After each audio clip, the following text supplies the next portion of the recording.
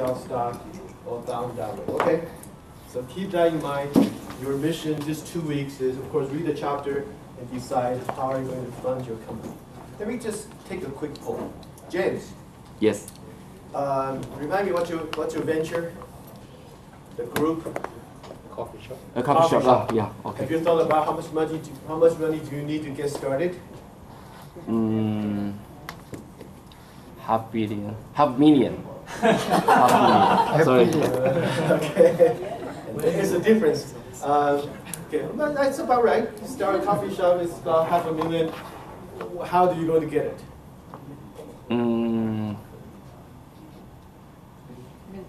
Yeah, to get some finance, and then assist from the bank. Okay. Give them the proposal. Yeah. Okay. Good. So we'll talk about those too.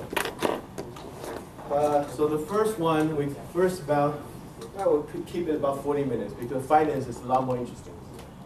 Quantitative analysis. This is tools that enable an MBA graduate or a student to come to a decision either for yourself or for your boss using number and systematic decision process instead of saying, $500,000 or maybe make it $500 million. That won't work, right? You have to have some tools, some quantitative tools to reach a decision or reach a number. Okay? And that major difference between people going through the training and people just kind of street smart is the people go through the formal training have a solid set of tools. Just like anyone can build a house. Some people say, okay, I have a saw and a piece of wood, let me start. Okay? The professional one have all the tools. And the professional one build a house with such ease and precision that every house that person builds is kind of reliable, it's the same, right? If you don't know the tool, even you are talented, you might build the first house this way, the second one maybe tilted this way a little bit. And if you're lucky, you can might build something, but more than likely you will have problems. So the chapter is not very long. So I would recommend you force yourself to read every page. Okay? So this is the goal. That make the difference between an MBA graduate and just people that want to do business. Using facts and numbers and solve problems systematically. Okay? And that's the major difference. So let me see. Let me ask someone. Who has class since 9 o'clock? No one? Who has class since 10 o'clock in the morning? Yeah. Okay, let me ask someone else about this. So, if you have tell me one very difficult decision in your life you have made or you're about to make. Making my own business. Or do you want to start your own business? That's a good question. How do you decide that? I think that's depend on whether how I decide that was going into a business. That's right. How do you decide if you want to get a job or start a business? I think when you have some idea, you have some plan, and you want to fulfill, you want to make a new business out of your mind, your concept, then you make the decision to move on. And then I think that, as you said, you need to then start to make your plan and look for fun. Okay. So step by step. Yeah. Some other people want to share you make a serious decision, and how do you make that decision? Anyone here is happily married? Okay. That's a good question. Okay, Miriam, don't give us detail, but I'm not happily married. I'm not married. okay. Let me see. Let's say if you are going to find a nice person, you say you don't know this guy or girl. Yeah. Find a nice person to be your spouse. How do you decide if you want to marry that person? I don't know. I mean, like I said, I don't have an experience being married ever. Okay. So Okay. unless I go into that situation, I probably can tell you that. You look at their net worth and then see Oh, what net the worth. liability. Calculate net worth and the future earning, right? And calculate the present value and say if it's more than $1 million. So a simple tool is to make that decision a tree. Okay.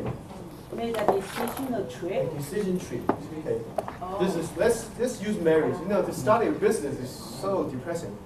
So the kind of marriage, right, is a decision. You can get married, yes or no, right?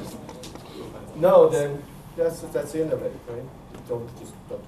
Yes, and you can decide. Get like Maria is okay using you as an example. Okay, that's fine. Maria will decide to find a man, a woman. Ooh. No. Okay, so this percentage is say 1%. She might change her mind, but No, more than still likely, no. 90% is over here. Okay. Then, okay, go on to say, okay, you want to marry a rich man, or kind of a medium income, or a poor man. I go with the rich man. You want to go for rich man. Of So let's course. say this is you want to go for like 70%, 20%. You know, someone might be lucky and poor, like 10%. And again, why do we get married? Let's say we want happiness. We want happiness. What's the percentage in marrying a rich man and being happy? Very low. Very low. Let's say like 20%. And not happy is what, 80%. And you go on this, and you time the level of happiness back to all the percentage, and each one of these will give you the final level of happiness and the probability of being happy. And that's the person you marry. Anyone use that? I wish I used that, but I didn't. So just give you an example that a complicated decision, you can have starting point and it can go like hundreds of scenarios. Each one will give you a percentage of profit, or in this case, happiness, right? Then you probably want to go for the one that was the highest possibility. Let's look at the rare case that, let's see, Yuting. Let's say Yuting decide to go for the 1%. And we look at the data, say a gay and lesbian couple, the percentage happiness very high, okay, 90% happy and not happy, 10% not happy. Then you time all these percentages, you come up with the final possibility of happiness, right? So this is called a decision tree. This priority can be changed, right? No, this is not priority. This is the likelihood. The likelihood you going to get married with a rich person. Oh, sorry, I should change that. So Yeah, these are probabilities. Yeah, this probably can be different stage, you know. That's right. So at the end, you need to time all the possibility. You will end up with at the end. So many decisions, and one of them say, you know, this will be maybe 10% being happy. This will be maybe just 1%. You want to pick the one that's give you the most happiness. You trace it back, and that's your decision. Okay. So this is Question. one simple tool. Question. Sure. How do we know the numbers are accurate? That's good. That's good. So how do you know the percentage likelihood? You go online and search. Know the accuracy. I mean, what's Let's go back to depending on let's go back to start business. Okay, the marriage is too depressing. Maybe the business. So you go, for example, how many percentage of startup are successful in say 5 years? No. Then that would get you say you want to start business, yes, and that would be maybe 10%. So there's the data, right? The 10% are successful, and 90% are not successful. So you need to look at historical data, look at other people's research, and come to a kind of systematic decision. Okay? That's easy said and done. Most major decisions are very filled with emotion. Really want to marry that poor guy. But if you have MBA, you might choose otherwise, right? Okay.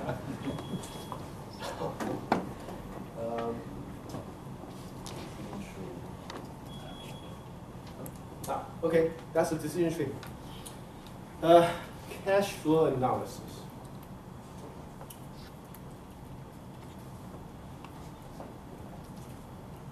The cash flow, the basic idea is simple. You run a company, every year this is money coming in, right? And this is your expense going out. The cash flow is how much money you have in that tank. So one sentence, that's how cash flow works. If the money coming in is more than money coming out, the amount of cash you have is rising, right? And if we rise to fill the tank, that's a good problem to have. What do you do? Well, actually, you never fill. You can always take more money. But let's say your company have too much cash. What do? Invest. You invest in other company, right? How do you invest? Yeah, you can buy another company. You can. So that's one way. Invest. What other way? Sorry? Donation. I better talk to him. Yes, that's one way. A lot of rich company or rich individuals say, I have too much cash and I don't really use it. I put in good use. In a way, it's investment. It's just not investment in return of money. Investment in return of social goods, right? What else can you do with too much cash? Dividends to the shareholder. Jimmy? Buy capital equipment or reinvest in. That's another investment. But think about two other major ways you Create a fund. Yeah, you buy other. This again, investment in other company. Paid out as dividends. That's right. Yeah. You pay your owners, right? So you have too much cash and you don't know what to do. You couldn't find good investment opportunity. You just give your investor, give to the owner of the company. That's really should be the solution, right? Because Double tax. yes, government always get piece of that. Doesn't matter you like it or not. Okay, so that's too much cash. Okay, so this cash flow come in and out, and if it dropped to zero, what happened? Exit. So that's why you always want to keep some cash there, okay? And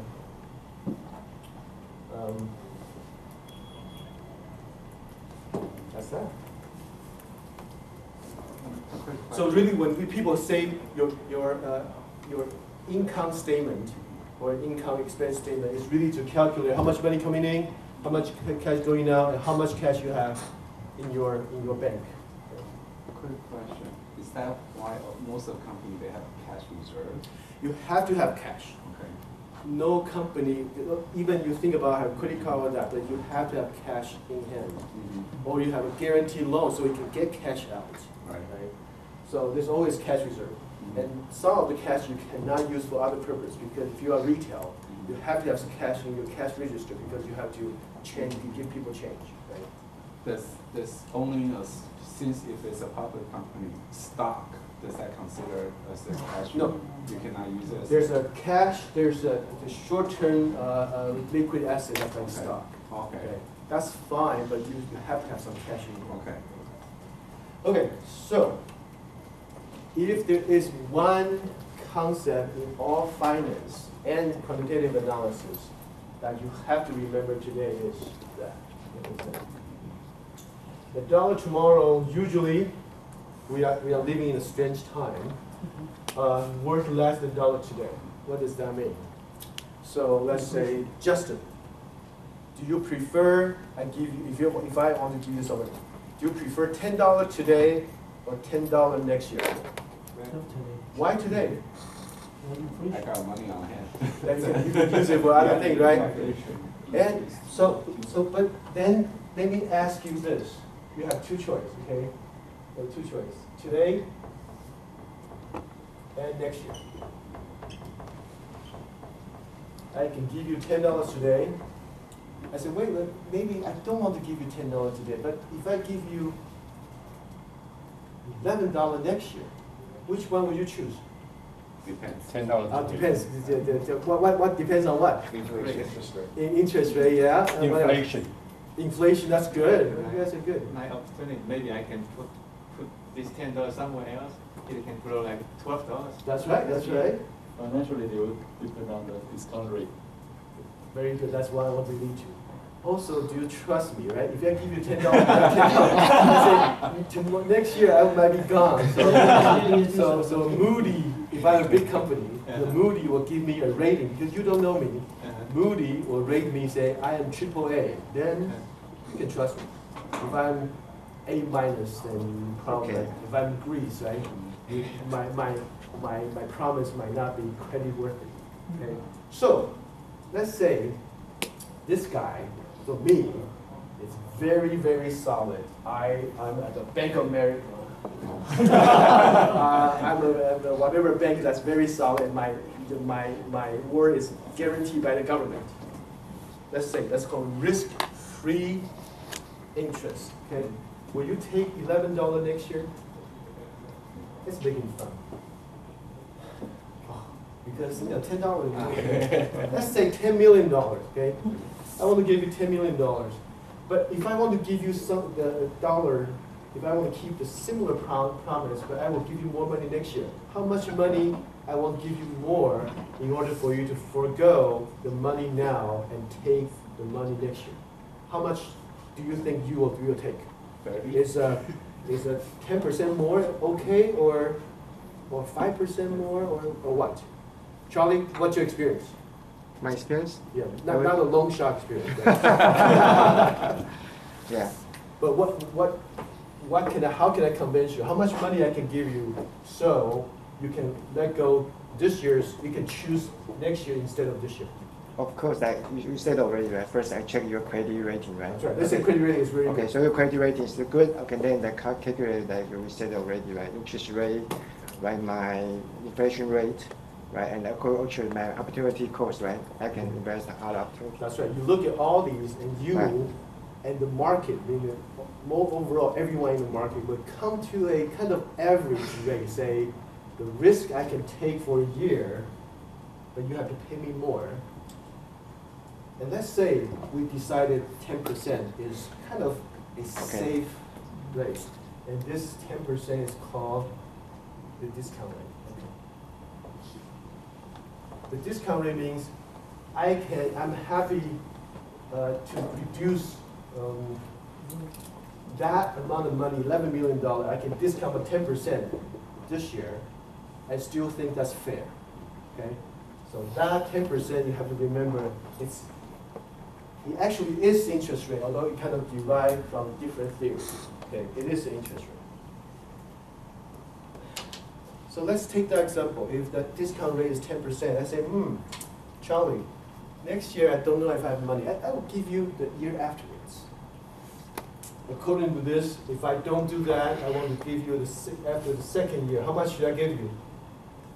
Should be 12.1, right? That's right. 12.1. No. Yeah, it's 12.1. You see it goes out, right? Yeah. Actually, the number is pretty staggering. I keep delaying my promise, and I keep in the 40th year. How much? Take a guess how much this will be. Wow. 1.3. 10%. 13. Double 6 years.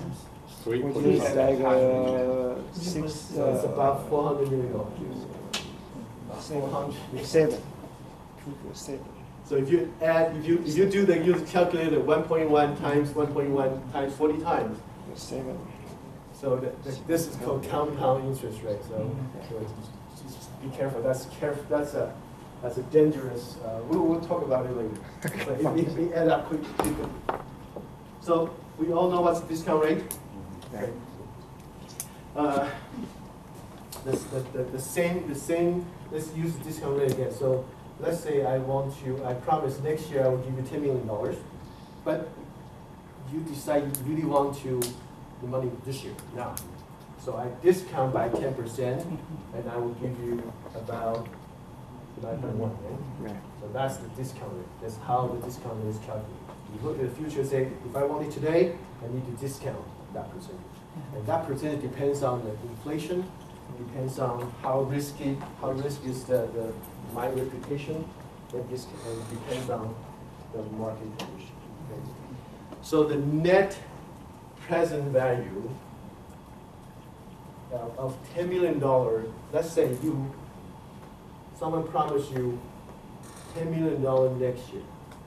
Its net present value, after considering the discount rate, the net present value is 9.1 million. Okay. The reason I want to show you this number is that it goes pretty extreme. So someone promised you 40 years from now, will give you $400 million. You discount all the way back to today, you're only worth $10 million. So remember this. Okay? Of all the concepts, this is important. The money today worth more than the same amount of money tomorrow. Okay? Usually, that difference is either called interest rate or discount rate. If you use discount rate, people say, wow, you study. If you use interest rate, you are just people on the street.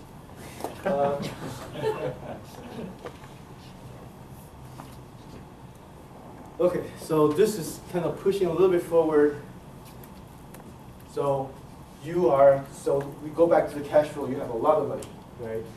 You have many different projects to choose from.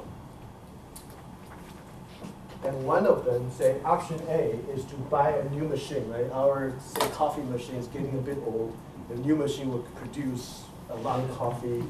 And it will be, say, it will be $1 million investment.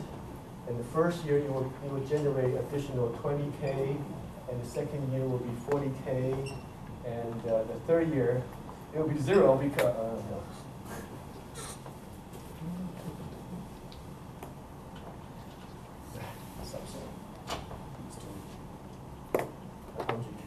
The 100K investment, it would be 40K and 40K. Then the machine gets old, you get 30K and zero. Here, okay. So that's the year after year return of that investment. Okay. Is that good?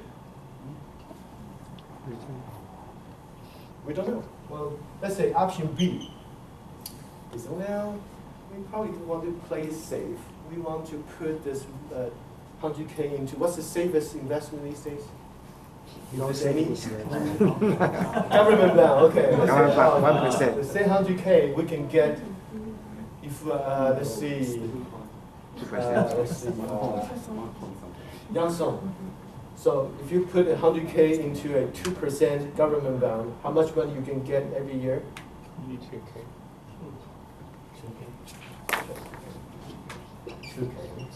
And how long can you get it? Forever, right? Forever. Well, that's mature day, right? 10 years bond or 30 years. And let's see, let's try something wild. Okay, you want to invest in something that's that's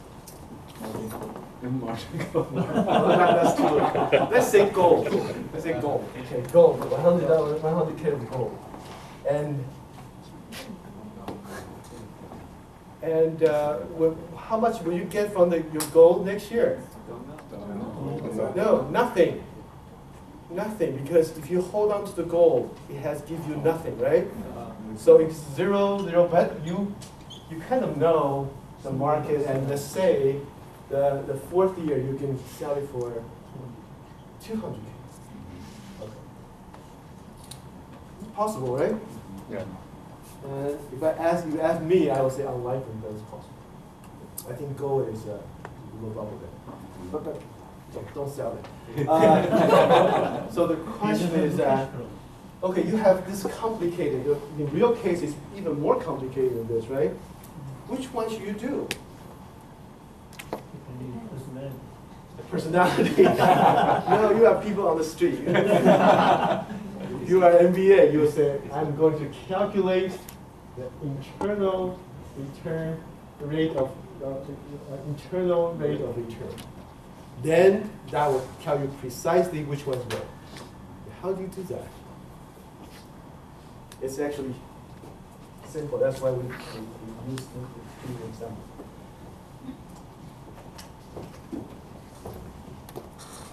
So what it does is you put all these dollars every year, calculate back to its net present value, and you add them up. Okay? Then using that, you can calculate the percentage of return. So for example, this one, 200K after 4 years. Can someone already just take an estimate? If your money double in 4 years, what's your return of investment? Not different. Maybe 15. About 15. 5%. That's right. That's right. 7%, 7 year will double. So it's about 15%. If you can do the calculation. This one is very clear. What's the percentage? 2%. Every year. This one is more complicated. But remember, the longer in the future, each one has to be discounted multiple times, right? So that $40,000 are different from this $40,000. This worth more. So if you do the whole calculation back to, it will come out. If I take a wild guess,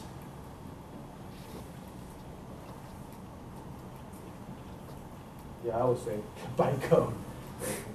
Okay, so look at that. That's probably less than. So the IRR, the internal rate of return, is look at multiple years and use the net present value back to today, then you can calculate which investment is more appropriate. You want to get the more precise number, or this is okay? I think it's okay. Just questions. So the number we talk about just a return, or we don't talk about the original capital, right? Do we? I mean, the number you put on the whiteboard is just a return. It's just a return. But this one, it end up with 0, right? Because machine is so, after 5 years, too old, so it had no value left. This one has, this one also just total value. This one actually, at the end of that, will return your original. Yeah, you can return your principal. Right. Principal. This might be a good, interesting.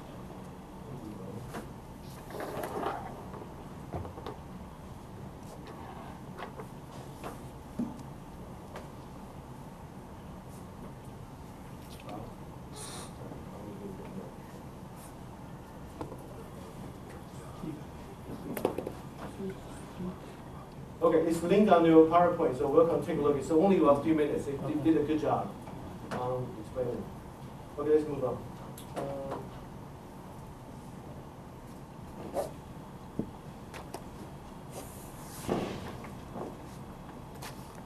Okay, there's many different tools, so this is not related. A bell curve.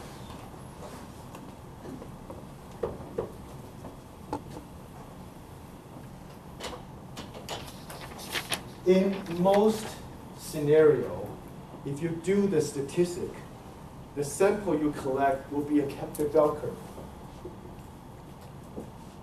It looks like that. This is the mean. And how wide is this statistical variance? It's very abstract. But let's do a quick exercise. Let's see.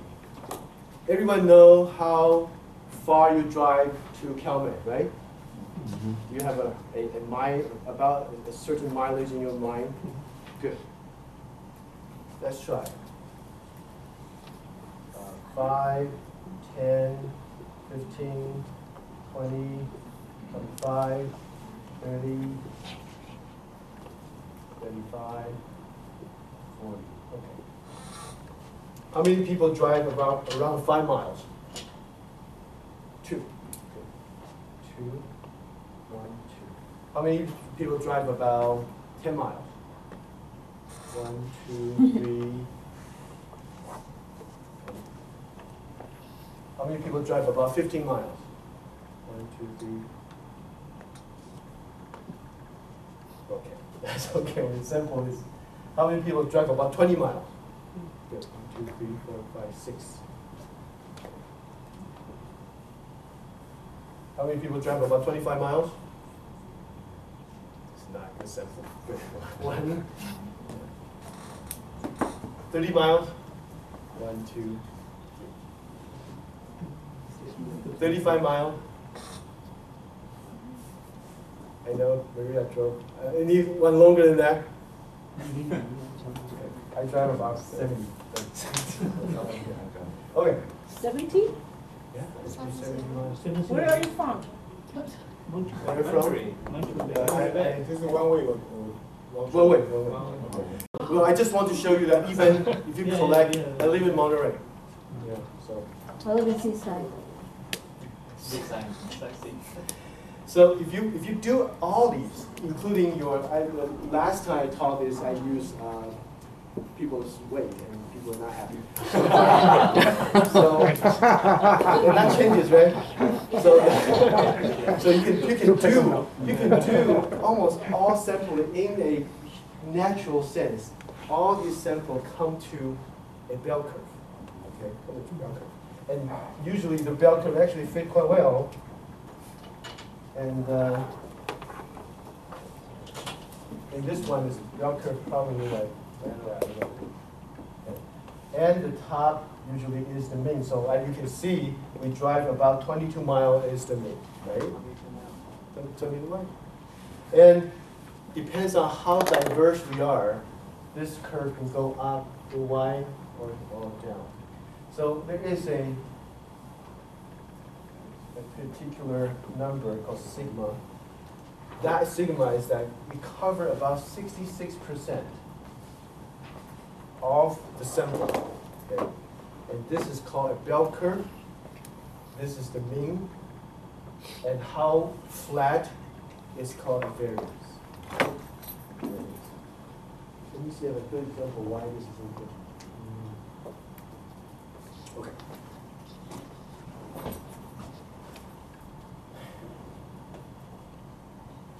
Let's say you have this information. You want to give people that drive more than, using this is simple. For example, you want to calculate how much gas the whole class use every Saturday. Right? Do you have to add up all the numbers? No, you just take the average times the number of people, we can get that number. It's pretty straightforward.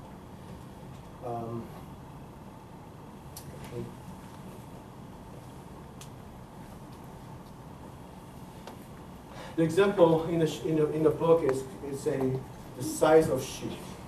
And what it does is this. Very similar to example we just did. You put what's the average size shoes for girls? 6. 7. No, just whichever size you cannot find, that's the size. So 8, 9, 10, 11, 13. How much does it go? How high does it go? 14? No, that's too And I bet that distribution is very similar to this. Okay, so if you are a store owner and you want to have enough inventory to cover about 65 or 66% of the customer, then what are the sizes you need to keep in your inventory? 7 you have to have a lot, right? Then you can do 5 and 9. Beyond that, you can say, well, for the 33%, I was special order, or I just don't need them as a customer. Okay. So the curve and the width, the variance, how did you get that data? Yeah. Do you do the survey? Well, you can do the survey, but there are industry, right? There are industry trade group do this all the time. They do the national survey, and if you are a member of them, they will send you the data every year, say the size is getting actually smaller and smaller because there's more and more Asian in the United States. So the curve is actually moving here. So as a store owner, you can decide what kind of inventory you want to keep according to the average and variance. And also depending on the location, right? Yes, yes, of course, but that's Yeah. individual variance. Okay, so the last one in this very dry analysis is called, you probably heard it many times, called regression. Regression. Okay, so want to look at how do we do regression like that. Iced coffee sale, this is our little Calmat coffee shop, right? We want to see, can we predict tomorrow, according to tomorrow's temperature, how many iced coffee will sell? So, if just a person just kind of have some experience, let's plan more tomorrow because the temperature will go up a little bit higher.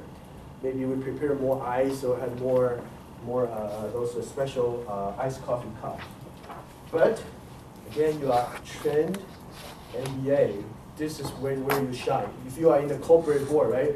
Instead of selling 20 cup of coffee, you can look at next year's global climate.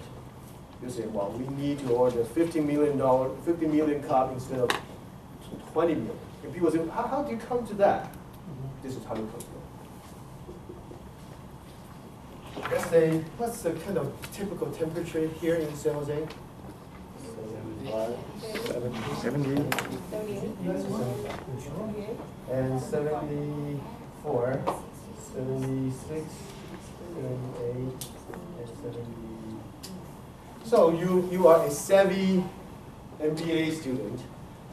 You say, well, according to our historical data, remember it's historical data. If the temperature is about 74, we sell about 200, 300, 400. If it's 75, last year, 2 weeks ago, if it's 75, we sell 200 iced coffee per day. If it's getting a bit colder, we sell kind of maybe 100. If it gets really warm, it's 79,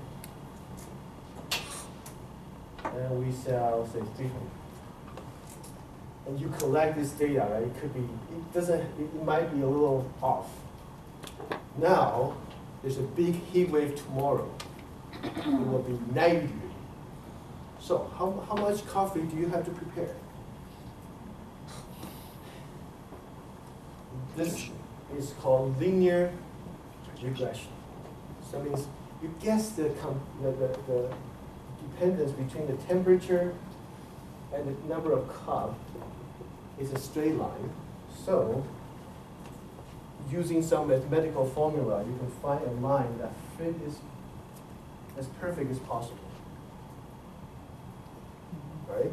Then you can do the calculation saying if it's a 90 degree, you need 400 cups. Okay? Maybe you prepare 300 because you want to have some margin. Right? No, I want to increase the price. You want to increase the price, that's right. So a regression is try to find a function, usually it's a line, to use this independent variable, which is temperature you cannot control. This is tell you what might happen, you can prepare for it.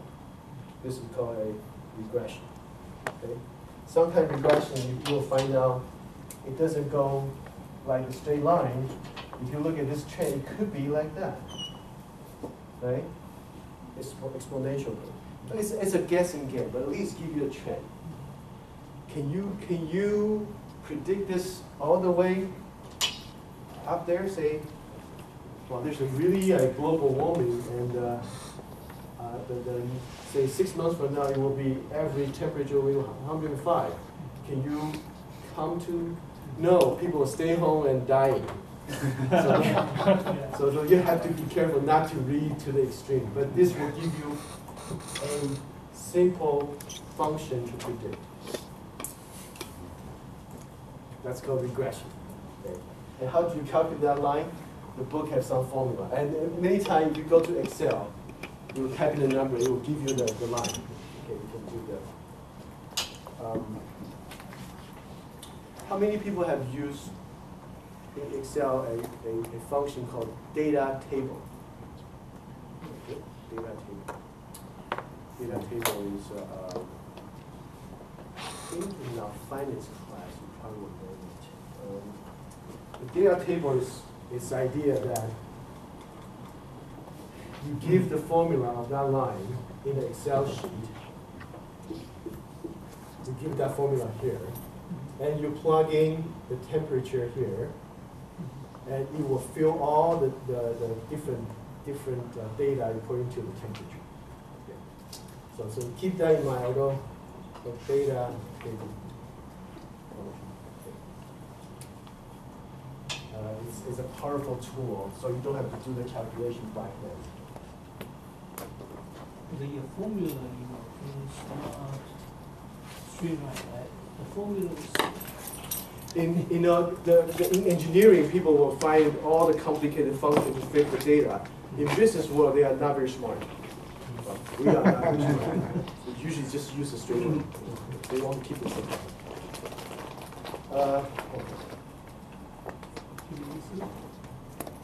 No, not circle.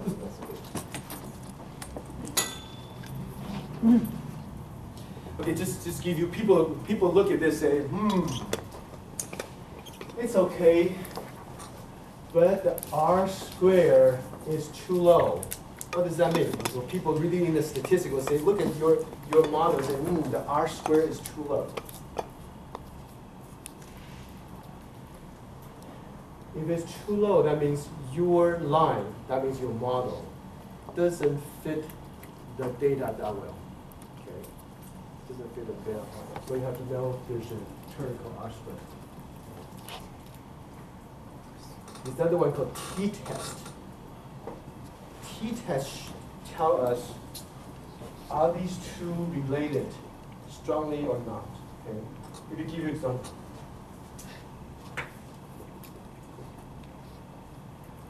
If the data you find is like that,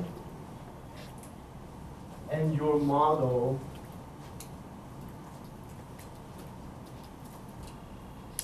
that line, if they fit all the data, the R square will be 100%. That means your theory or your model fit the reality perfectly. Almost no situation like that will ever happen. But if you have, so this is 100% R. If you have another one,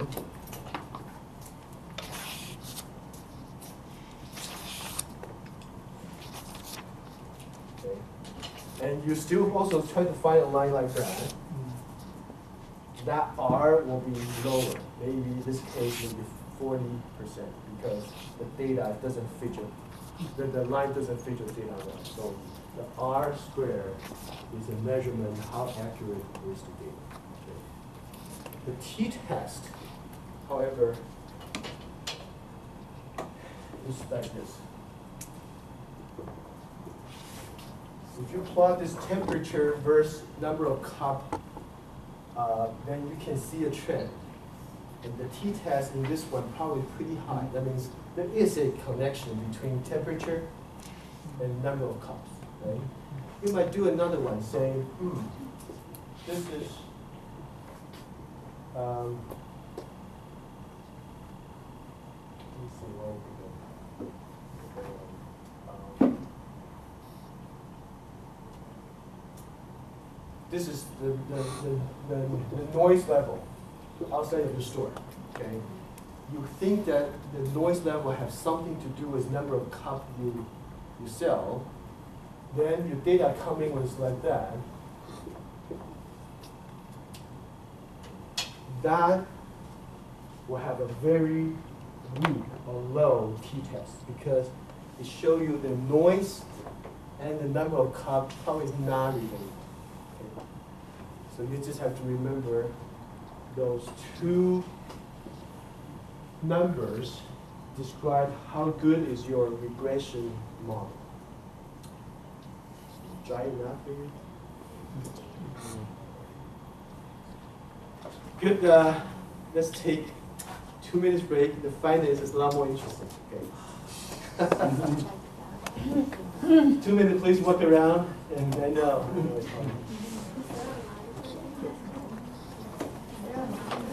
So, Kristen, Yeah. we're gonna have a meeting tomorrow.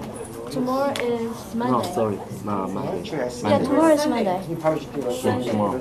I thought we're doing it on Monday already. That's Doesn't like to be called accounting, they like to be called finance. They are very different. The tools are similar. Accounting document the facts. Yes. Finance use the fact to make strategic decisions. Okay. That's a major difference. It's like a custodian doesn't, property manager doesn't want to be called a custodian. That's right. That's right. But they're under facility, this is under the same umbrella, right? But they don't like to be called accountant. Accounting doesn't make a lot of decisions. They Yes. follow It's just- certain rules. Just like the bookkeeping you're saying. That's right. That's right. Of course, they make some decisions, but they have a rule to follow. Finance usually is strategic. It's strategic, I understand, because That's a they're good question. looking forward. So they do have a rule. But the rule is to maximize the return for the company. Okay, so finance. Okay, the bad part is that if you want to do it well, there's a lot of mathematical calculations. Okay, it can get pretty scary. But the good thing is that there's a lot of money to be made. For example, let's say Deanna, Yes. what's your project? My project, The the group group project, ones yeah. go to the school after After school. Let's say the school after school program becomes very successful. You have 100 branch, okay? And Deanna is the finance guy. In other better name is called investment banker. What does it? Investment banker doesn't invest. It doesn't do banking. It just transfer money from one place to another. So she come to me. I have some money to invest. Say, so Eric, you have lots of money, right? You want to invest. I have this daycare center after school program. It's already growing so fast. And I think you would get like 15% return. You want to buy it? I said, how much is it? He said, you give me the so-called prospectus that will describe all the business plan, all the income. And say, well, you want to sell it for $5 million. No, make it $50 million. I said, okay, I'll buy it. How much will you get as a broker for that deal? The lower end is 1.5. That means you will get probably about $750,000. That's the low end. If this company is not going to sell me as an individual, you want to put this company into stock market. How much do you get? 25%. It's called underwriting fee. So IPO is very expensive, okay, because you have to do a lot, right? You have to convince the SCE, you have to market to the investor. So the investment banker, what they do is they really is a broker. They try to sell and buy companies. Sounds like legal insider trading to me. In a way, it's almost like that. But if you are going to sell it to the public, that means IPO, you have to disclose the prospectus to everyone. And you have to have, there's a lot of rule to it. You have the quiet period for 6 months. During that 6 months, you cannot market the company. But that's how the investment, how the finance people do it, is they buy and sell money. But more fundamentally, when people talk about finance, what does it do? Is this a company over here, a lot of company, an investor could be bank or you, right? Or Charlie. So the whole finance could be summarized by this little graph. This is now, this is future. now the investor wants to give money to corporate. In the future, the corporate return money to the investor. Okay? So that's the whole thing. The finance is nothing but this. But how do you get it? How do you calculate how much? How secure? All these are topic of financing. But you don't have to think about it. It's so complex. So it's just investor to corporate return to investors. And in the middle, there's a lot of Goldman Sachs, Lehman Brothers. You all take a percentage. Okay? So that's the final. So if you are, for example, if you are a company, right? So your venture, your group venture is. Oh, we have a green couple. Green couple. So you are the company, right? So you, as a chief financial officer in that company, you will think about how do I get money out of investors, right? What's the best way to attract them? So that's, in a nutshell, what finance is all about. I know you're going to be sleeping, so I put it nice. That makes me more sleepy. Really? Because it looked like a lot of tombstones. Is that Fresno? Yes, yes. I try to play with it. Okay, so yeah. So the topic we want to talk about, we use example is our little coffee shop is growing really good. We name it Coffee. It's doing great. And we'll have $5 million revenue. Every year have gross profit of $1 million. What do you do? Okay, so that's kind of the story.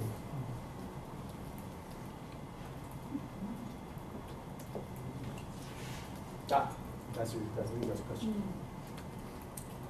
So what we talk about what's finance, we'll talk about this later, but there's a difference, okay, between accounting and finance. Accounting is looking for information, look at the trend, and really focus on facts. That's why you have to have all the paperwork, all the double entry, because the job is to keep track and analyze the facts. Finance is strategy and decision. That's why there is no chief accounting officer. Yeah. It's just controller. Right. But there's chief financial officer, Yes. because that executive is going to make decisions. Looking forward, like this looking forward. That's right, looking forward, looking yeah. forward. We did that. So, in finance, people say my profession in finance. Usually, there are two major groups. One is called dealing with other people's money. That's investment. Investment banker like Goldman Sachs, all these are investment. This is a large profession, also internal, dealing with your own company's money. That's called financial management. Okay, but they use the same tool, they use the same concept, but deal with other people's money, your own company's money. Then you are doing financial management or investment.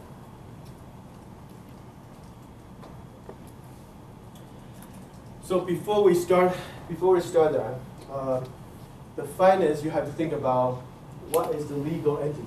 Okay, these are the three legal entities you can start a company, and they have a strong impact on the finance decision. Anyone own a company? Many of you, right? Well, sorry, let me. Anyone own more than one company? I know many of you don't want to do this, so I have 5, but I don't know, should I? No, I think most people own, right? They have stock, right? They own. No, but you have started a company. So Lillian, what your company, which legal status it is? Do you know? Is it a corporation? Is it S corporation or C corporation? S corporation. Okay. We'll tell you most of you. Anyway, we'll say a few words about the difference. What's the sole proprietorship? Just your name. Just you. You You can can, see it, yes, it's yes, you as a one person. Or you husband can- and wife. What's that? Husband and wife also. Yes, husband and wife could be a sole proprietorship. Yeah. So you are the company. You don't have to do anything to tell the government. I will go and sweep the floor for Jia Jian, and he will pay me $5 an hour, which is illegal. That's it. $8.50 an hour. I take the money. He can just write. I can pretend I'm a company. I can go on the newspaper, say I'm doing business as your name. worldwide sweeping service. Yeah. Then you give me a check, say worldwide sweeping service, I deposit in my bank, I'm a business. And when I want to pay tax, I pay one tax because that company is me, right? If I didn't do my job well, you sue the worldwide sweeping company. Who do you sue? Me, yeah, that's right. You So- own your property. That my property, all that is under the lawsuit, right? So that's the easiest form. Many people just do small business. They just doesn't do any kind of other legal. You just start a business. People pay you, and that's it. Okay, that's simple. This is a big complex. You have a group of people. They want to all come together and start a business, right? You can say, well, you have 10% of the company. I have 20%, and my wife have the rest, or something like that. That's a partnership. Okay. The partnership also have limited partnership or unlimited partnership. Limited partnership, if you register limited partnership, that means you cannot be sued for your own personal property. Only the asset in that company can be sued. And you close the company, you can just walk away. Okay. And usually it's called LLP. I can see you see a lot of limited liability partnership. Many small companies start like that and continue like that for many, many years. Okay? Many accounting firms are like that. Okay? So each accountant is a partner. So when you make partner, if you're an accountant, that means you own part of the company. The company, you don't have to do anything. The company earn money, you get income because you're a partner. Okay? So in law firm, in a lot of architecture firm, they use this because each individual become a partner in the company. How do you pay tax? The LLP usually is a pass-through. The LLP doesn't pay tax. The individual pays tax. Yeah. There is no double tax. Individual pay tax. That's right. But this is the company name, right? You That's don't right. sue this company. You have a company name. The company doesn't pay tax. All the income coming to you as an individual owner, you pay tax. There's limited liability partnership. What about the unlimited? The unlimited usually is you don't you have a lot less decision process in the company. That means every one of you make individual decisions. Then you cannot claim the limited liability. So LLP, that means a company make decision. You are partner, but the company make decision, so the company is responsible for that decision. The worst could happen to you is that company goes away. Your personal property is protected. Okay. But if you make decision by yourself, even you have a name of a company, you are personally liable. And this no longer can do limited liability. So give you a kind of scenario. Say, Jiajin and I want to start a company. We say, well, we want to limit our liability. We create a company called Registered LLP. And we do something terribly wrong. Some sue us. Okay. We say, wait, we couldn't, just want to walk away. We close the company, and he will say, no, you are personally liable because there is no record of board meeting, company policy. We all just doing this as an individual. If that's the case, even we register LLP, he can still go after our personal records, personal property. So the key is that if you want to really have a limited liability, you need to have a record that's working as a group. The group is responsible, not your individual. Okay. So consult a lawyer if you want to know. So what about LLC? So LLC is a corporation. LLC is it's double tax. It's a corporation. But the difference between LLC and LLP is that the LLC could have shareholders. Okay, could have shareholders. but you cannot sell it on the public. It's private. Okay, this corporation. Most of the big company we know are corporations. Cisco, IBM, McDonald's, Apple, they are all corporation. And there are two types of corporation. The big one is called C corporation. Most company you ever heard about are C corporation. It's an S corporation. It's a smaller one. You can only have up to 100 stockholders. Okay, only up to 100 stockholders. You cannot sell your stock on the open market. So in most cases, when you talk about doing finance, you really think about C corporation. Okay.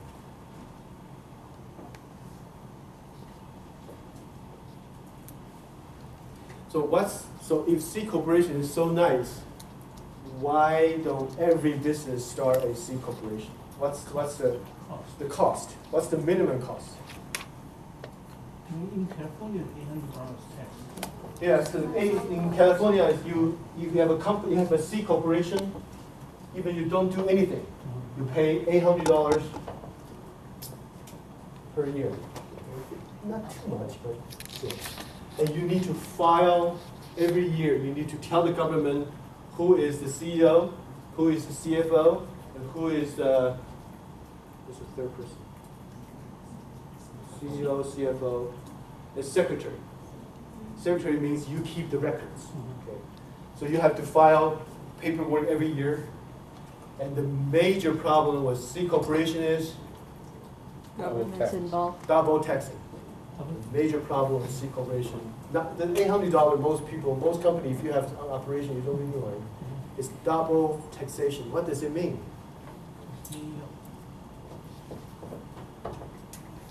So C corporation, let's say the company earn $1 million. Okay. I mean, after all your expenses, you earn $1 million. Okay. You pay, what's the corporate tax these days? Let's say it's on the lower end, say 15%. You pay $150K to our nice Uncle Sam. Then you have $850,000 left. You give it to your shareholder. The shareholder, a rich person like Yuting, her highest tax rate in the United States. 49. The federal tax is about 28. 33. 33? But there's a bracket, only a certain. Anyway, let's say 28. So this again go to 28 of that is probably about 250,000. Again, go to US. So see, you earn $1 million, but you pay tax as a company. You give it to your shareholder.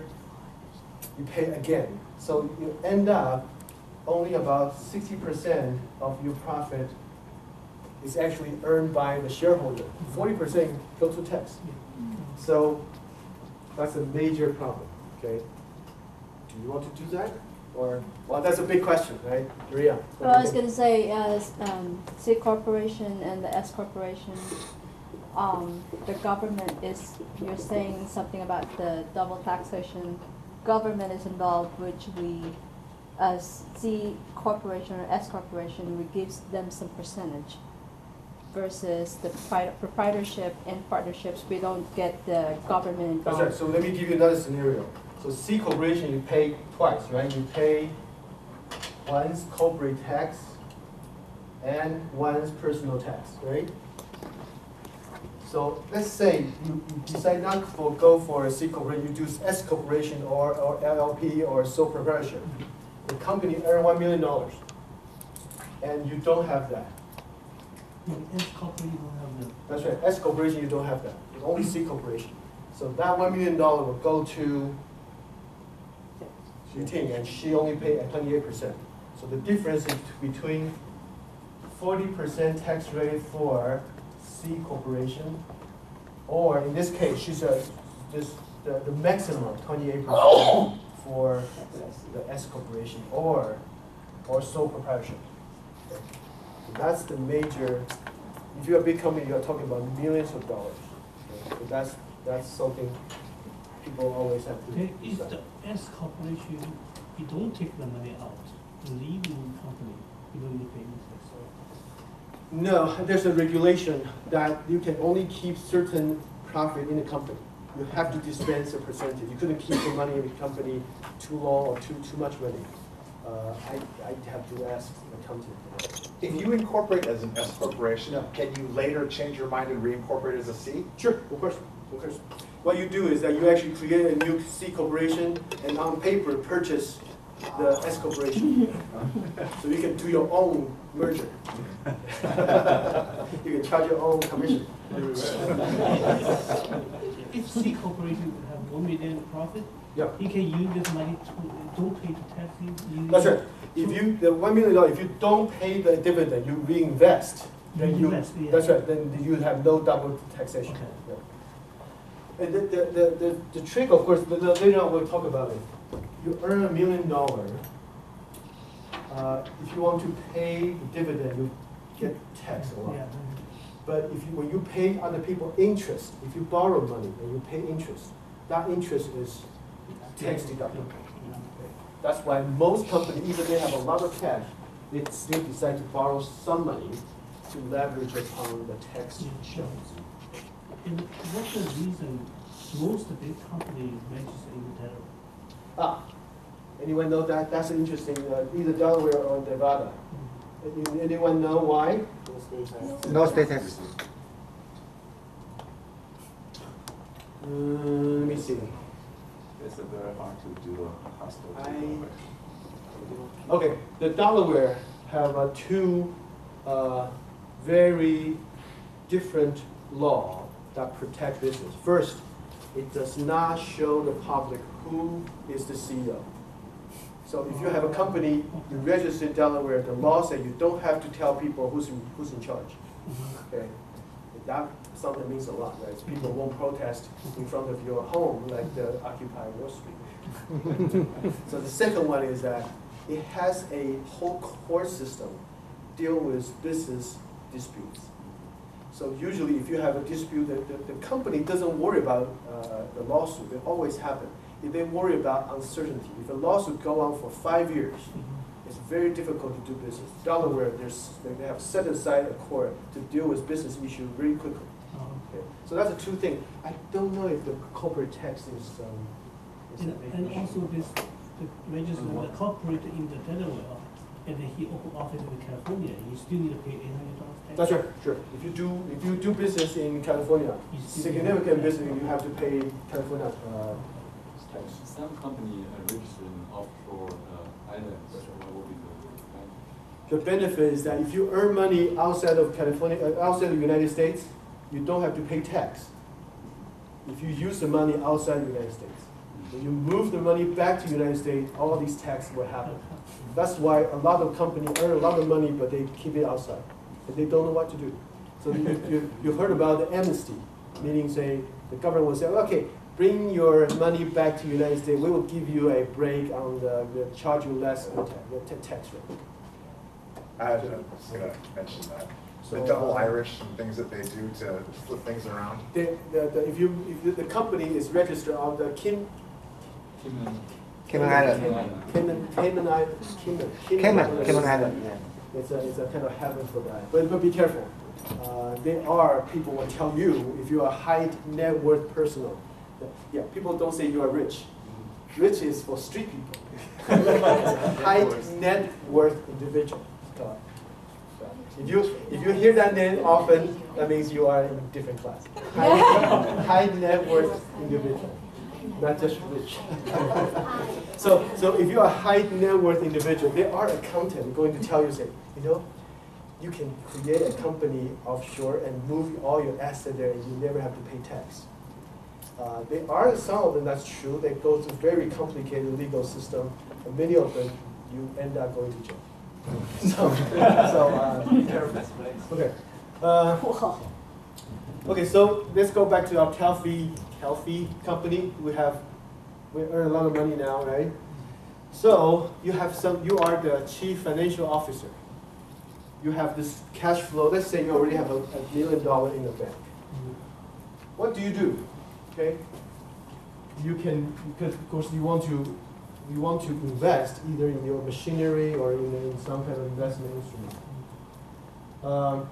You can do CD, certificate of deposit. That give you like, what's the interest rate these days? Less than 1%. 1.5%. That's not very good. Or you can buy a well in North Dakota. North Dakota, there's a town. There's about 30,000 people. Anyone walking the town will be hired today. And the average salary is about 60K. Oh, yeah. Oh, What do And they how do? much is it to rent an apartment there? Not high. Yeah. You know what do they do now? Because they found there is a natural gas. You do fracking. Oh, yeah. So you pump water into the well and the initial gas will come out. Okay. They have this town is only 30,000 people. They have about 20,000 jobs that cannot be filled. North Dakota, if you want to go, we can all take a bus. We can work in the market. No, they need a real. So if the difficulty for that town is that store like McDonald's. In other places they pay $8.50, right? In that town they pay $15, and there's a sign-on bonus. They'll give you a big screen TV if you sign up to work for a McDonald's. So that news is just only about a week. So it's so anyway, cool. So CD is a very low risk. You can buy a well for $100,000. If you happen to have natural gas, you'll get maybe a $500,000 return every year for many years. So, but the chance of that find the oil or gas is maybe like 1 in 20. So you have to decide. So. But I think some companies sell some oil well or something, they have grabbed some farm. Yeah, for example, if I own an oil well, I tried it, and there's no oil, right? So I spend, say, $100,000. I can sell you to Song, say, only 5,000. Do you want it? I don't want it. So that's high risk, right? So if you want to invest money in oil exploration, you better think there might be a very high return. Okay, so that's the major difference.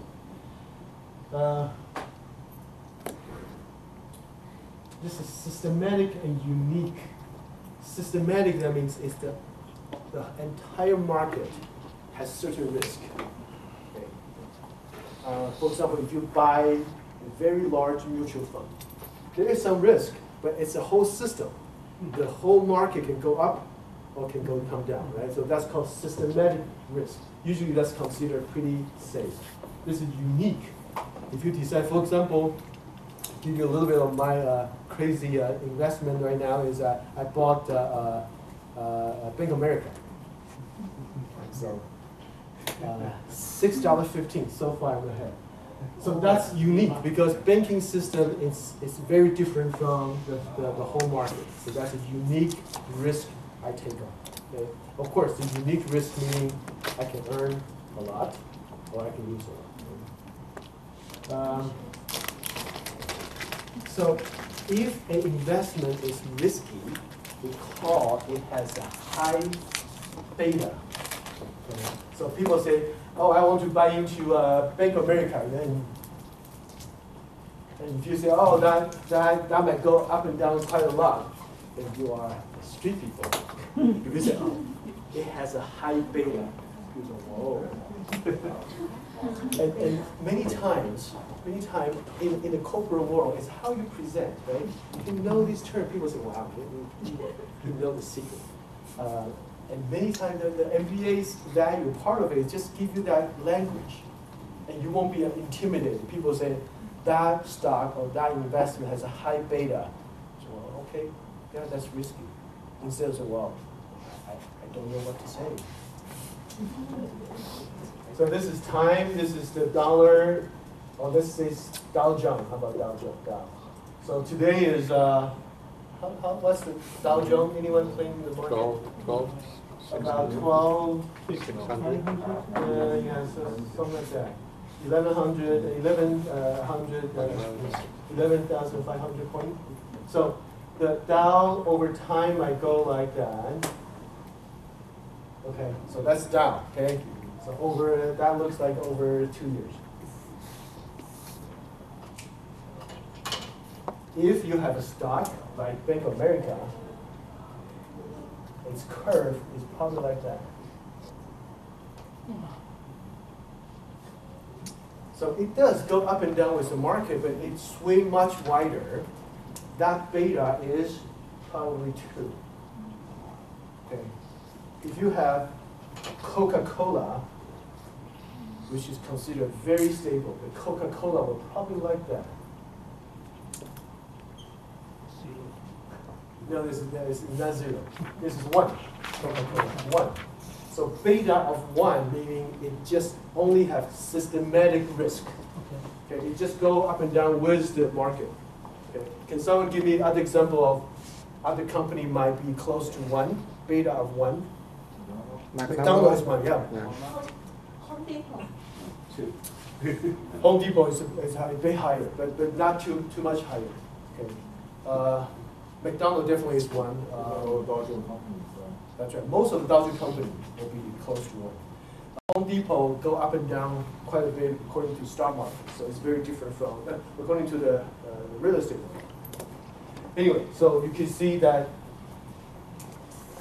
this is BOA. Okay, but there are some other company actually go like this.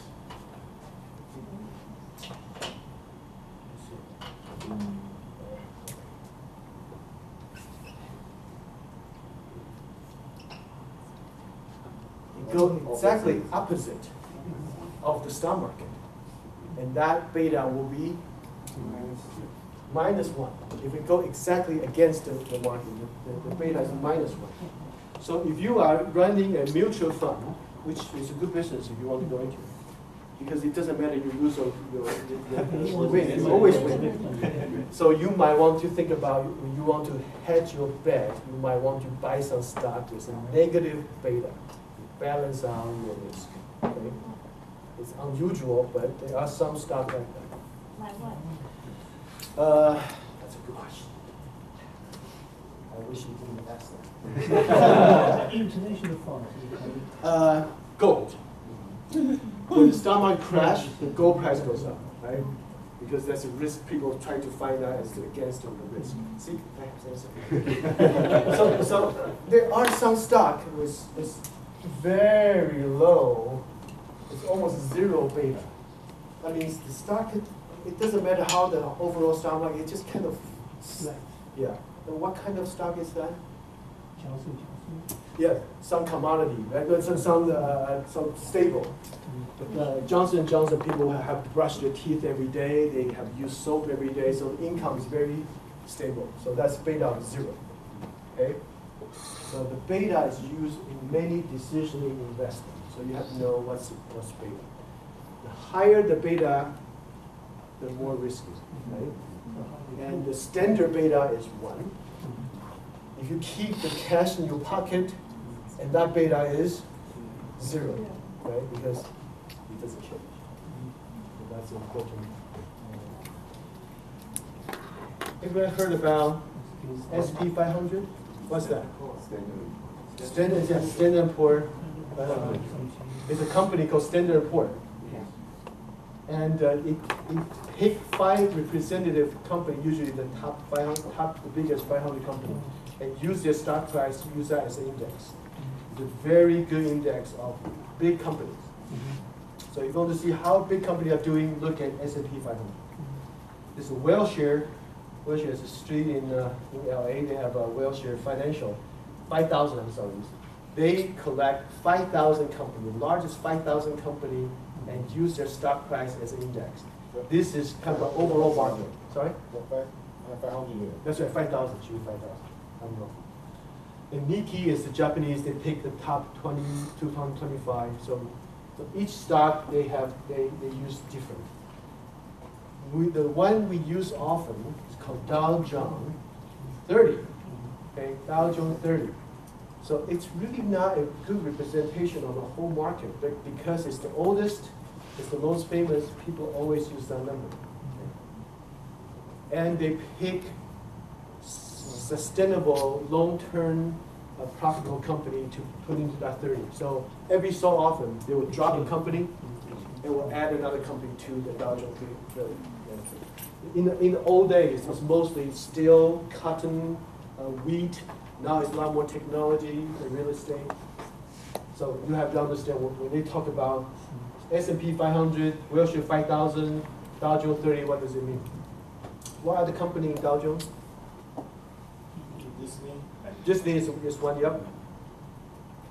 Johnson Johnson, Johnson, I believe so. Costco. P&G. I don't think Costco. No, What Costco's Let's see. Let me see. GM. What's your name? E. Can you search? Are you on the online? Can you search the Dow Jones 30 and give us some of the names you don't know?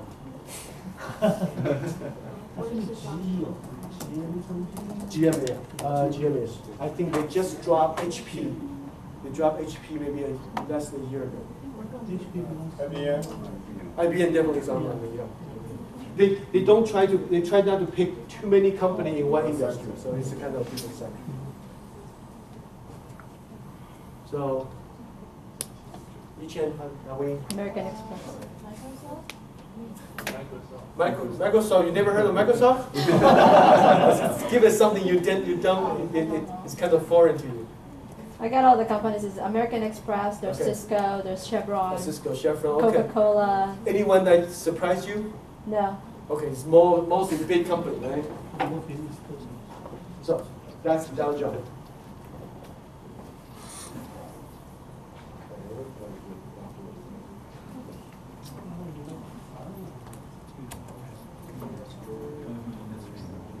Okay. Now, so the stock is easy to understand. The one harder to understand is bound. The one that's even harder to understand is option. It can take 10 minutes to tell you what does it all mean. So, let's say our Calfee company is making $1 million a year. So Calfee is making $1 million.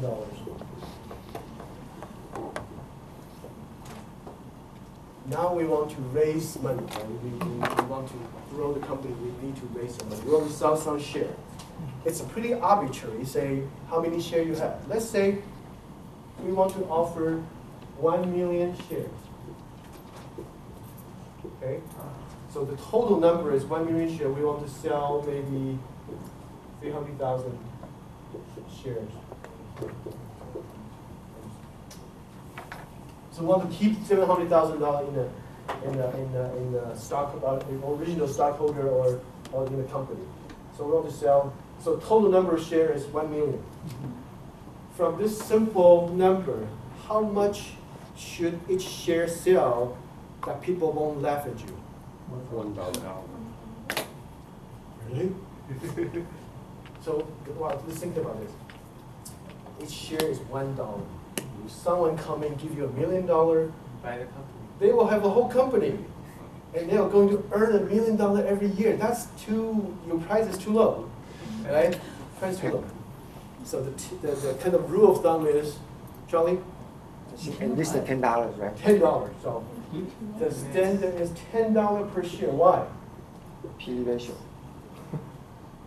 Because $10 a share, if you are a stockholder, if we distribute this earning every year, you'll get $1 back. So your interest or your return is 10%. So that's kind of about right. The historic, if you look at since Dow Jones started to calculate till today, it's about 90 years. What's the average return for all the company year after year? It's about 7.6%. 6, 7, yeah. It's not bad. Really, it's a good return. So if you want to think about selling our Calfee stock, if the total number of share is 1 million, and that $10 a share is probably a good price. Okay. How do you do that? How do you come up with share? It's called, I'm sorry. I think the PE ratio. That's right, that's right. Isn't this $10 too low? I saw those stocks, they have like 100, Yeah, 200. No, actually, it's Yahoo, Google only like 20. So, Google this is 27. one theory you can use in your report. It's called PE ratio. PE ratio is price over earning. Okay, the price. $10.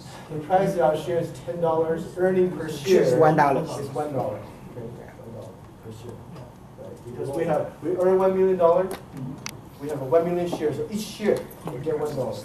So that will give us a PE ratio of 10. Ratio of 10 is about right. The average today in the stock market, the ratio is about 16. About 16. So 10 is not too bad. Not too bad. So you can do that, okay? But before you give a lot of money to Calfee, what other thing will you ask before you say $10 is good price or not a good price? Anyone? Growth rate. Yeah, growth rate. If you know this $1 million next year will be $2 million, you probably won't be willing to pay more, right? Yeah. Right? Or you know the growth rate is much less after that. So that means that money will decrease. So you might want to pay less than $10, right? The growth rate. And if you look at the book, if you know the growth rate, you can put that into the formula, and it will give you another number that's a higher number. Okay. What other margin? I don't think so. There's another way to look at your price. Is that you are earning no money. You just break even. Break even is not bad. You're not dying. How much is your stock worth? Can you tell? Can you calculate? Or if you don't earn money, there's no way to. There's a lot of company in S&P 500 doesn't earn any money. Their stock's still worth a lot. Why? They're growing. No revenue. They are losing. They are not making money. They're not making money. So one way is to think about it. Maybe they are growing, so there will be future earnings. Okay. Or there's another reason why some company doesn't earn any money, but the price is pretty high. Because the stock is going up. Industry, maybe industry. Okay. So think about this. You are the CFO of Calmat, of Calfee, and you have $1 million. And there's next door, there's another ice cream shop. It's losing money. But what other thing do they have? They have equipment, they have real estate. Those are called book value. Okay. What book is your balance sheet? So you can look at a company and say, okay, you are not earning money, but you have real estate, you have equipment, you have some reputation, okay? And if that company doesn't earn money, but let's say the company have $500,000 worth of asset, then you still want to purchase that with $5 a share. And once you purchase them, what can you do? Liquidate. That's right, liquidate. You just sell them and you get your money back, right? So even you have zero earning, doesn't mean the stock is worth nothing. You have to look at the book value. And the reason why I bought Bank of America is the book value is 1. I mean, the money you buy in there is only, even they stop doing business today, you probably can get your money back. That's why I call my good friend William Buffett, and he decided to do that too. Okay, so now we go to the difficult part. Say, what's so wrong to sell the stock, right? You sell people a piece of paper, and the future earning, they give you a lot of money. Why don't we just do that? James, what's so wrong about selling stock? Honestly, I don't see anything wrong. Well, really? Very good. Very good. What else? So think about if you're a company, why don't you just keep selling shares of stocks? What? Lose control. You first, well, you lose control, right? If you sell 51% of your company to someone else, he will bring his lawyer coming and to your board meeting and say, thank you, he can leave now. Right? He can take over the board. So that's one thing. But usually you don't want to sell that many shares. But what's the real danger? Dilutes the value. Dilutes the value. Okay. Let's say Jia has, let's say the company only have 2 owners, right? So Jia has currently have 500,000 shares. And I, Eric, has another 500,000 shares. So that's all good. We decide to sell more stock. We can sell ours, then we will lose our share. That's okay. But we can say instead of 1 million shares in the company, we add another 1 million shares. We sell that. But before we sell it, Jia has 50% of the company, right? I have 50%. 25%. Now we sell to another rich people, say Justin. We sell the whole 1 million shares. He now, after the sale, I only have 25% left. And whoever buy the stock will have 50%. So it's called dilution. Okay? So that's a major cost. All the people that currently have shares, your percentage of the company become diluted or reduced. Okay? And that's the major. So most shareholder will tell the board, say, no, I don't want you to issue more shares because every share you issue dilutes my percentage of the company. Does that make sense? Yeah. So, okay, now the board or you decide not to issue new share. What else can you do? This is coming to your question. You have the answer in the assignment. You can borrow money, right? Yeah. What's the downside of borrow money? You have to pay interest. Yeah. And usually the bank doesn't just give you money because you have good credit. They want collateral, right? Yeah. So we say, okay, our building is pretty good. We use that as a collateral to mortgage the building and borrow some money to expand our business. If you cannot pay interest, what will happen? Get a building. That's right, they take the building off. So that's borrow money. Typically is a good way if you know you can service the debt.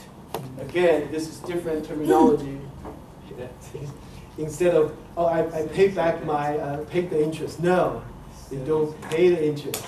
You service the debt. You service the debt. Okay, so issue stock is one way you can gain other people's money to run your company. Second one is getting a loan from the bank. The third one is, this is the kind of scary, interesting part. You can issue corporate bond. Okay, let's put it here. So, what's the difference between issue a bond and the borrow money from the bank? Oh, you don't need to pay interest. No, you do. The bond, you sell your debt to the public. Right. The bank, you just get money from the bank, right? Now, I want to borrow money from public, from John. Okay, so how do I can do a private loan, but I want to have many people to buy it. So I issue this coupon. The bond is really called coupon. So he says, I will borrow $100 called par value. So on the face of the coupon, I say $100. You give me $100, I will give you this. I promise the interest rate of 10% per year, and maturity date is in 10 years. So every year I will pay you 10% until December 31st, 2019. You will get your $100 back. So that is called a bound coupon. That's how you borrow money from public. So now, John, can you come? So John now is a bond holder of my company. So I can cash. I can sell wait, for yeah, that. that's the story we'll tell. Okay, so You pay cash. he has that coupon now. Now let's say, are you happy with the 10% per year? I think so, so far. So far, it's pretty good. And I saw all these. Someone else said, wait, that's good interest. Maria wants to buy it from you. How much are you going to do? Are you willing to sell that one coupon of bond? What did you want? $150. Will you buy it? 150? Yes. I'll You take pay it. $150 and you get $10 back every year. That's, Okay, I'll that's take okay, it. right? Yeah. So, Yeah. even the coupon face value or called par value is $100. John can sell this to Maria, and Maria is happy, right? Yeah. Now she has entitled to get $10. Even the face value is $100, but she's willing to spend $150. That's pretty good, right? Yes. That's pretty good, actually. That's pretty good. But something happened. Something happened that the interest rate in the bank become 20%. Let's say the interest rate in the bank is 20%. So now you can put $100 in any bank, you'll get $20 back every year. Now Maria wants to sell that coupon to someone else. Do you want to buy it for $150? No, Why not? because I get more money. It says so. She spent $150. How come she couldn't get $150 back? Because I can put. Because you can put the $150 in the bank and get $30 instead of $10. That's why the bound price and interest rate go the opposite. Okay? And that's always confused people why. So that's why I made this cheap. Yeah. Because why is that? Because the interest rate on the bound is fixed.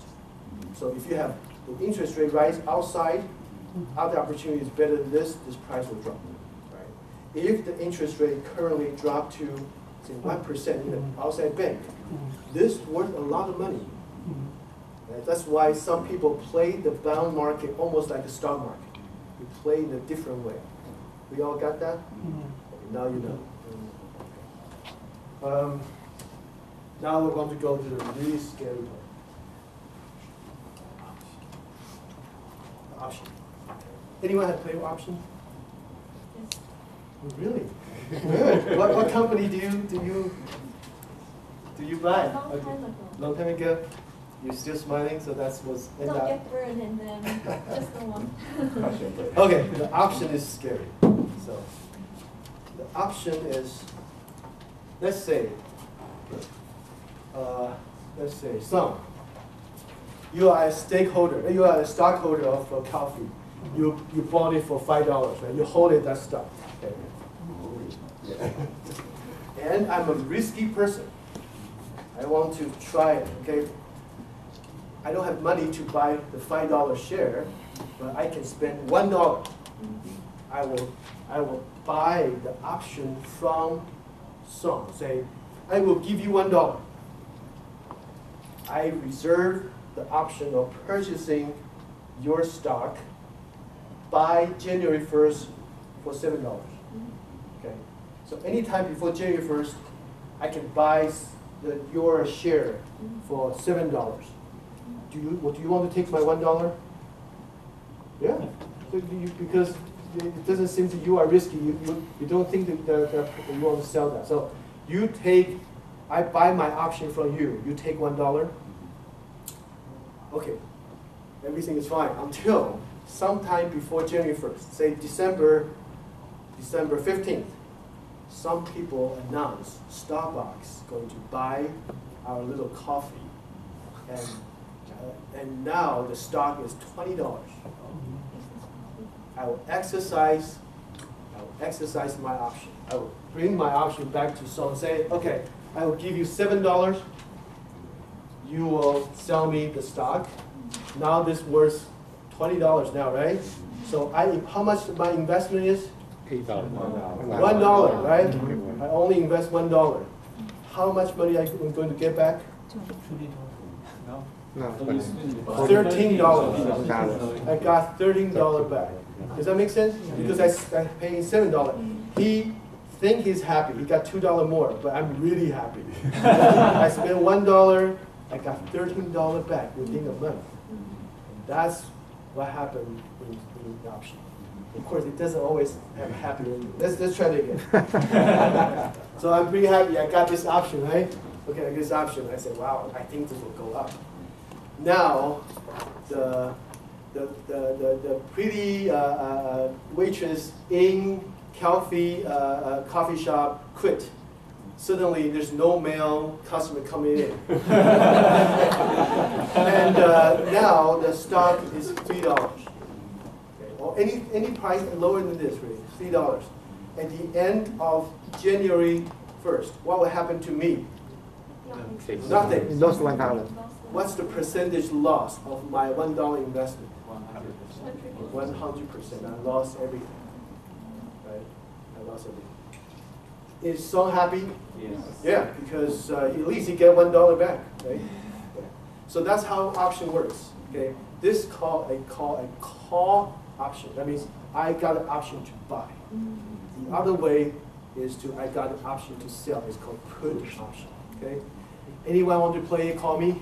I want to get a bad story, good story to tell next year. So everyone understand what's the option? Okay. Of course, it's not that easy.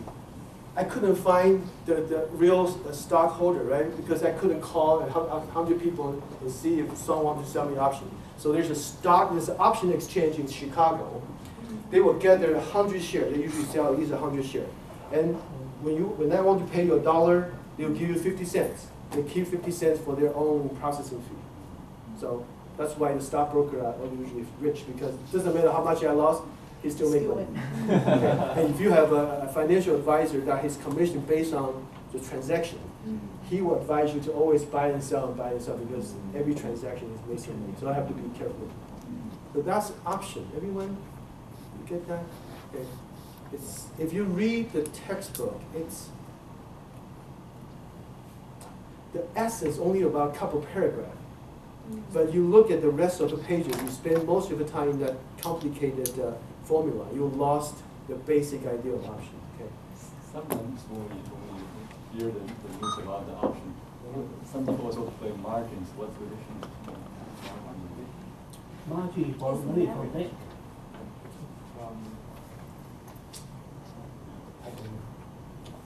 I don't know. I think the people refer margin is that, okay, for example, let's have a share. So I own one share, right? And I have my broker. So margin is really against, well, not against, you work with broker. So I deposit my share. Typically people don't hold on the certificate, right? You put in the brokerage. So on paper I have $5.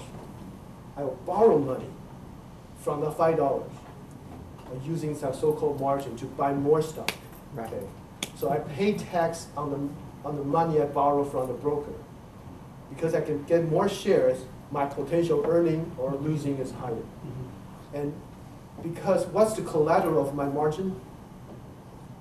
It's the stock. Right. The stock is my collateral. It's like my house to go for mortgage.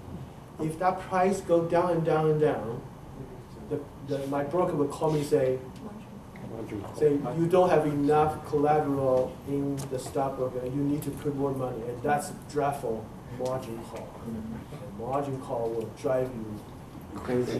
And, I received that when I was 2000. No, I was crazier when I was 23. So I don't even know what's margin. I just say, well, I can borrow money, let's buy it. And I learned my lesson. Okay, that's easy. How about the employee option, stock option? The stock option is like the stock option we just described, but it doesn't cost you anything. So company pay for the employee. No, It costs you. No, it doesn't cost. No, you can pay tax first. Oh, yeah, of course. You always pay tax. You don't sell stock, you have to pay tax first. Exercise. No, you don't exercise the option, you don't. Yeah. So the stock option look like this. So let's have coffee again. Currently it's $5 a share. I want to say Linda. She is a great worker, right? I want to give her 20 shares option at a price. And there's another thing called vested. Vested in 1 year. What does that mean? So her option is useless until she worked for us over a year. Then the stock option is true. So she has this piece of paper. If after a year the stock is still $5, does she earn anything? Zero. Zero, because she can exercise this and buy the share at $5 and sell it at $5 in the market, so she doesn't earn anything, right? But after a year, we do really well. The stock is at $50. Then she can decide not to exercise because she thinks they will go even higher. But she can decide to exercise 20 shares. What does that mean? She will buy at $5, so she will pay the company $100 for her 20 shares. She can sell it right away for $50, 20 shares times $50. She can sell it for $5,000. So she can earn a lot, right? Because she paid at that option price and she sells it at the market price. Why does company want to do this? Keep employing.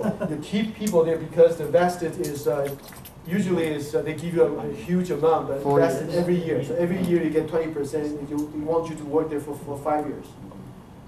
Additional benefit for the company is Linda will work really, really hard to make sure your price go up, right? Otherwise, this option is useless. So that's why a lot of startups try to make people work as hard as possible. They give people an option because now you have a very strong incentive to make sure your company grows. There's a lot of problems with it, but that's the basic idea. Does that work? Okay. And when they exercise, lots of they deduct lots of tax, right? Yeah, when you exercise, so to give you a horror story first, when you exercise this, you earn how much? You earn $900, right? Okay. So you pay the $900. Okay. But the problem is this: you pay if you don't sell. If you don't sell, you hold on to the stock. You still have to pay tax. Okay. Is that so? So when you exercise your option, you get 20 shares of stocks. How much should you pay tax? It's between the 50 minus 5, right? Pay tax is the. Depends on different time. The law has changed over time. Now you have to pay the market price. So even you got the stock at $5 a share, the IRS will think you still make $900. So that means you have to sell some of this to pay tax. But what if the horrible thing happens? You exercise, but within a short period of time. So when you exercise, you need to pay tax on the $900. You still hold on to the tax. You hold on to the share. You believe the price will go up. Now, the price comes to $2. So remember, you pay how much tax you have to pay on the let's say 20%. So you have to pay $180, right? Now the price of stock dropped to $2. How much is your total stock worth? $40. You only have $40 worth of stock. You owe the bank, owe the government $180 tax. It doesn't happen often, but it does happen in a certain time, and people got bankrupt because. Does that make sense? But the 100 is already sold, right? Like this on the whole. Exercise the whole. If you sell it right away, there's not the problem. Some people hold on to the exercised stock. Then your tax is calculated when you exercise your share. But if you sell your share in the future with a much lower price, you're in trouble. You must pay tax. Yeah, that's right. When you exercise, you have to pay, even you don't sell it, you have to pay the tax on the paper gain. That's Yeah, different tax this rates, reason A why and D people tax. pay for it, because Yeah. they must pay tax. I get confused. Say if some small business owner Mhm. and we grow the company and he goes to IPO. He holds a lot of stock. That's right. Yeah. But does every year government value what stock market No, price? no, the options deal with differently than the founder stock. The founder stock, for example, you start a company. You say it's a million share. Okay? It's 1 million share. 1 million share. And you will see the strange number on the stock purchase for the founder. You actually purchase the stock from the company. Even you're a founder, the company is separate legal entity. You will buy stock as 0.1 cent. Right? So if you buy that, a million share, this will only cost you $1,000. So you give $1,000 to your own company, you get $1 million share back. That's your price.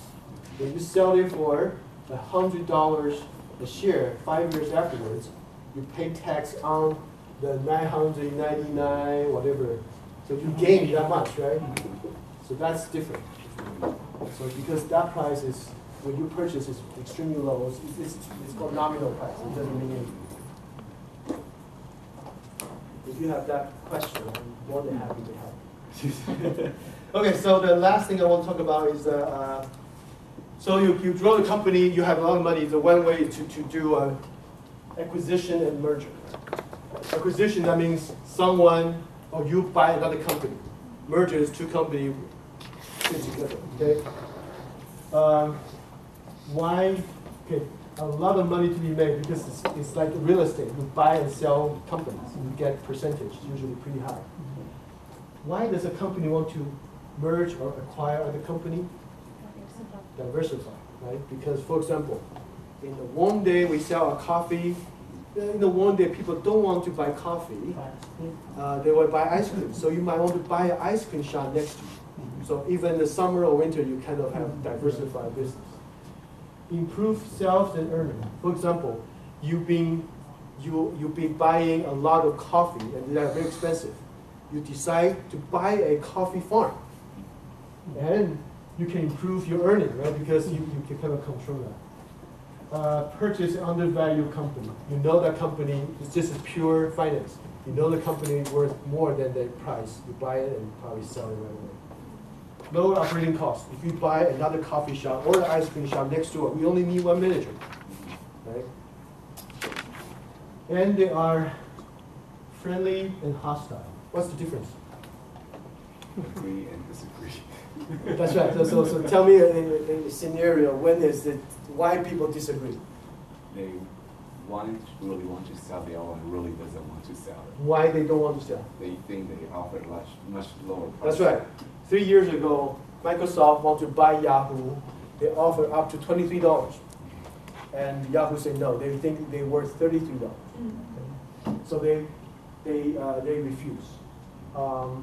So if Microsoft want to buy Yahoo against the will of the board, that's called hostile takeover. How do they do that? Purchase in the open market. Yeah, open market. They keep buying if they can purchase more than, it doesn't have to be 51%. Sometimes small percentage is enough to elect you people to the board, but the absolute power is 51%.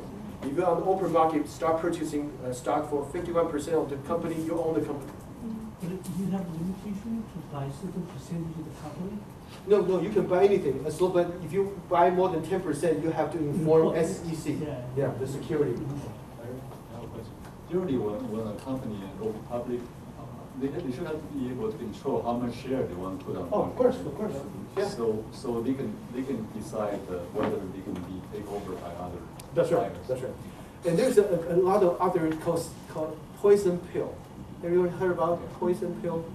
That means I'm a bad Microsoft, right? Song is the nice Yahoo. I want to buy him and I have a lot of money. how does he defend himself? Because I can always go to the open market and buy a lot of shares. How does he do? What kind of thing he can do to protect himself? It's called a poison pill because you want to eat me, I will swallow a poison, and you will not like to eat me. That's called poison pill. So what is the poison pill you can use? Dump the stock. Not dump the stock. No, dump the stock is actually make it easier for the other side, right? Limit the amount of the stock into the market. Then the market price. No, the share is already out there. Buyback. What do you do? Charlie, have you tried that? Have you tried anything? I think probably like somebody say, you buy back, you try to raise the price. That's right. You use all the money and Yeah. even borrow a lot of money from bank to buy your own share back. Raise- Then your share price goes up. The company owns a lot of shares, and outside the share outside the open market may be reduced to a certain percentage. But it's costly, right? You have to you use a lot of cash or borrow money to do it. So that's the typical poison pill. You borrow money or you use your own money to buy back your share. If your company combined with the current shareholder own more than 50%, you are safe, Yeah. right? So you That's say why. buyback share is not buyback from the open market. Or you have to buy back from the open market. Buyback. So that means there's a price war between. That's right. between That's why the when companies. someone announced they want to buy coffee, the stock price will just jump. Yeah. Even just announce it, even they don't really want to do it. That's why anyone announce company A want to acquire company B, the company B price will go up quite a bit. Company A actually reduce because it usually goes through a lot of trouble. But another poison pill is that Yahoo actually uses it. They say, okay, you want to buy me?